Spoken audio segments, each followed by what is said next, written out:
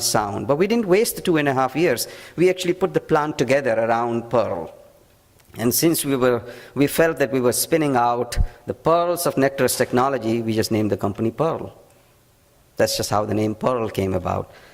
So the reason the story behind Pearl made sense was that we were going to use known drugs, known actives, with their known form, just the crystal form, with off-the-shelf components, because these meter-dose inhalers have been around for 50 years. And I'll tell you how what we were going to do was going to make a difference. So the supply chain was established for us. We weren't going to discover new medicines. We felt that the need was there for better delivery to the airways, not new medicines. All right?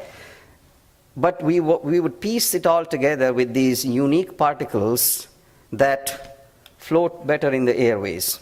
So what happens with classical meter-dose inhalers is that inside this canister, there is a propellant, a liquid, which boils at room temperature. So when you emit the propellant into the air, when you press it and actuate it, that liquid boils away. It goes from liquid to vapor, which is 100% aerosolization. There's no other inhaler that has that efficient an engine, aerosolization engine. These are the only inhalers. So these inhalers are old, 50 years old, but they are the best.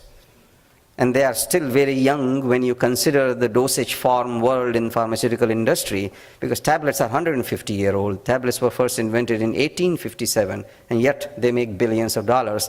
So nobody criticized us for pursuing old inhaler platform. Everybody believed that we could do something unique with it. The reason is, this is the problem we were going to solve. What happens inside this inhaler is, in that liquid, you end up having to suspend drug crystals that have been crushed down to tiny size, such that that size is good enough to go into the airways. But what happens is, there's nothing that is keeping the crystals suspended. You can see this vial, it looks empty. The liquid, there is no drug. It's actually sitting at the bottom. All of the particles are sitting at the bottom. When patients shake it, orient it, and try to actuate it, that time is good enough to cause settling. And therefore, crystal floccules are formed that they don't get dosed right. So metering is not correct. Every single time you get variability. Second problem that happens is that in the air, from lips to the back of the throat, that time is enough to cause sinking of some of the large crystals, so you get an oral dose, which is not your intent. The first principle of medicine is do no harm. And first principle of pharmaceutical sciences is, thou shalt treat only the target organ and nothing else, which is really difficult to do. Okay? So why dose the mouth when you really need to dose the lungs? Okay? What happens also is that you get a high back of the throat deposition, which is this red spot here. This is actual radio labeling of the particles and measuring the radiation that went into the lungs. This is very safe radiation, by the way, which then leads to deposition in the stomach bypassing the lungs.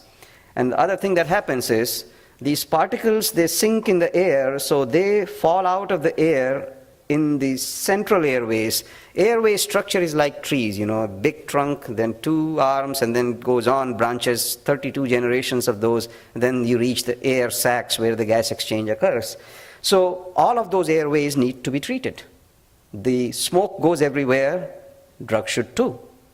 Very simple principle. But what happens with the most inhalers is that, even Advair, the one I worked on, most of the drug is deposited in the central airways, and the peripheral airways are starved of the medicine. So you are overdosing central airways at the expense of distal airways. All right? And that leaves a big problem, because patients get variable delivery. So first of all, variability. Second, not targeted enough. Third, incomplete deposition. And fourth problem is that when you have these crystals sitting one on top of the other, when you add the second medicine, that interacts with the first one. So they end up affecting each other's delivery, because fine particles coalesce over time. And if you add a third medicine, which eventually most patients end up needing, triple combination is even more difficult. All right? That's the problem these particles that Pearl was going to use would solve. So you look at the suspension that's formed as a result of these porous particles. These particles are made out of materials that are already present in the airways, phospholipids. Airway lining is full of these phospholipids. So we simply buy synthetically pure version of these phospholipids, and we turn them by a process called spray drying, which has all sorts of unit operations, my chemical engineering knowledge, back at IIT BHU. We take these phospholipids and convert them into these porous particles. And these particles, if you open them up, they look like honeycomb inside. So they float in the air. Their density is low, they float. They float in the liquid.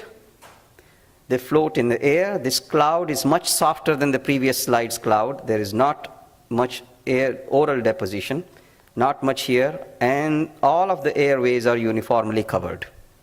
So one invention solves three problems.